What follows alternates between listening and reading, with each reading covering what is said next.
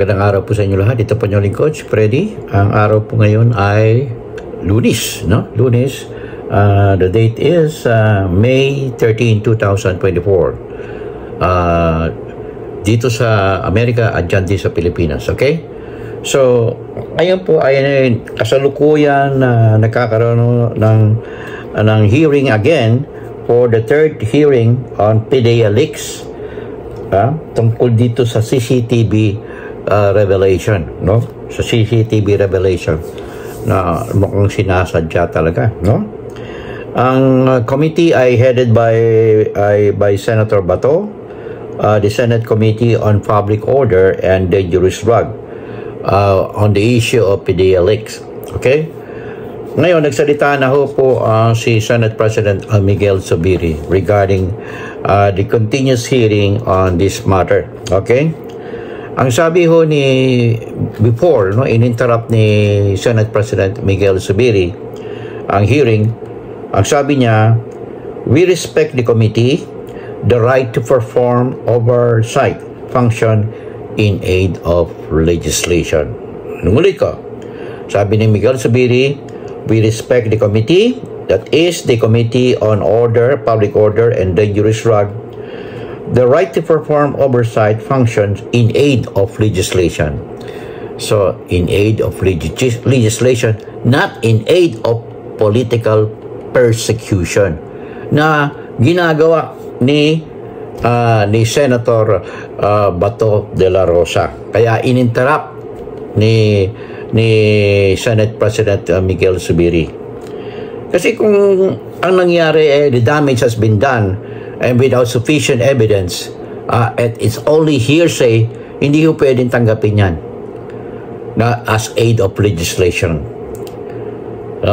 Kasi itong si Bato ay may problema ngayon. Naharap siya sa malaking kaso sa ICC, and the ICC is already there in the Philippines, looks like. And they are going to issue a warrant of arrest to the suspect involving this crime on humanity, okay, under ICC. And the DOJ has already issued several options for the president to select that is applicable to meet his standards of quality of justice, to be served to the victims of the 30,000 people killed during the 6-year term of Rodrigo Roa Duterte. Okay? Kaya nga, ang sabi ni Zubiri, sabi niya, we would like to remind our colleagues in the Senate to be very careful not to use hearing, yung chismis, marites, in aid of political persecution. That is what Senate President Miguel Zubiri said. So, hindi po pwede yung gamitin ng mga hearsay na sinasabi na inaano ni si Maharlika dito sa Amerika, sa Los Angeles, California. Hindi dapat paniwala, hindi yung credible itong si Maharlika dyan sa Pilipinas. Hindi yung credible. Ito ay mga hearings. Narito siya sa Amerika, paano siya makapagbibigay ng enough na informasyon na nanggagaling dyan sa Pilipinas. Meron ko siyang contact na para lang siyang tumatanggap ng unreliable sources.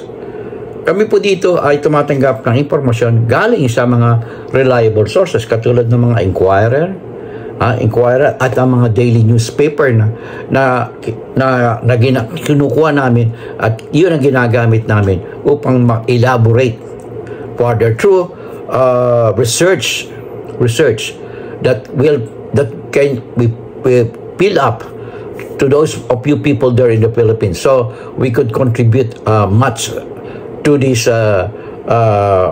explanation and development of certain political issue. Okay? Ang nangyayari ngayon ay on third hearing on PDEA leaks, at ito po ay kasalukuyan ginagawa ngayon sa Philippine Senate. Ito po ang katibayan at marinig po nyo. So, yun lang po, Mr. Chair. Magtulungan po dapat ang gobyerno para po si itong kinakatakutan Senator Bongo. Mr. Chair. Thank you, Your Honor. Ito pa naman po ay si President Bato de la Rosa, Senator. We have invited General Serapio. Nakiusap siya dahil flight niya pa uwi ng Davao this afternoon. Live po ito, live. Unahin ko munang tanongin si General Serapio para makaalis na.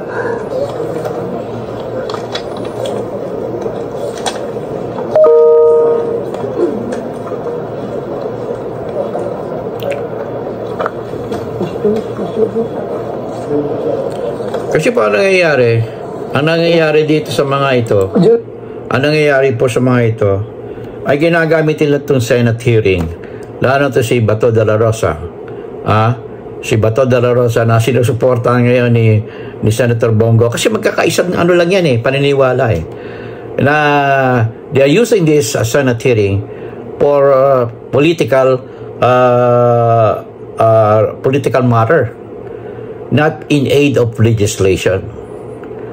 In-entertain nila yung mga katulad nito na nagte-testify si ex-PDEA agent Jonathan Morales na pinagtatanggol ni Maharlika, na si Maharlika may kaso pampamilya dito sa Amerika. Mabigat ang kaso ni Maharlika dito sa Amerika. It's personal. Kaya hindi credible din si Maharlika, mga kasama.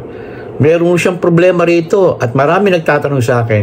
Kaya lang ito ay may kinalaman sa US law and hindi pwede akong pumasok dito dahil yan ay hindi maganda.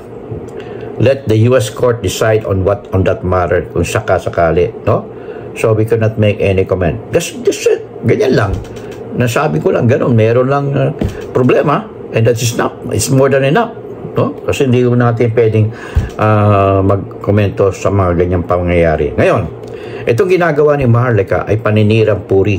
Paninirang puri sa reputasyon ng ating presidente at ng ating first lady at ibang mga public official dyan sa Pilipinas na hindi dapat gawin. Ang kanilang mga sinasabi ay need evidence, hindi hearsay. Katulad ng sinasabing meron daw yung PDEA leak ay merong CCTV revelation, pero kung titingnan mo ay hindi katanggap-tanggap sa Senate under Senate President Miguel Zubiri. Ang reputasyon ni Miguel Zubiri ay isang abogado. Si Bato, si Senator Bato ay isang PMA graduate at isang general, police general at isang senador. So, walang masyadong background itong si Senator Bato. At makikita nyo sa kanyang pananalita, medyo kinukulang siya sa mga legal parlance, isn't it? Okay? So, yung little learning is dangerous. It's really dangerous. So, you need to rely on your legal consultant. Meron tayo dapat mga consultant in which we make sure that what we are doing is in the proper way, in the proper manner, na hindi tayo makakasira ng isang reputasyon katulad ng ating presidente, Bongbong Marcos Jr. Repito, siya, respected. Hindi pwedeng binabastos katulad ng ginagawa nito ni Maharlika. Ito ay representing President Bongbong Marcos Jr. is representing the entire nation. Excuse me. Yan ang kahalagaan niyan. Pag sinira natin ang presidente, sinira mo ang bansang Pilipinas. Sinira mo kami dito, ang mga Pilipino, US Filipino. You destroy our reputation too. And you people there in the Philippines. Kung kayo ay susunod at ma-motivate kayo na mag-uprising, you could be charged. This is part of a conspiracy to make the political matter worse, and it will affect our economy in the Philippines in the future. The president is trying its best to make the Philippines by year 2025 an upper middle income country in which you people there, the pro-China, are trying to destroy. Hindi ho pwede yan. Hindi ho pwede ginagawa ng China. Who is funding this matter? China. Together with the collaboration of former President Rodrigo Roa Duterte. Okay?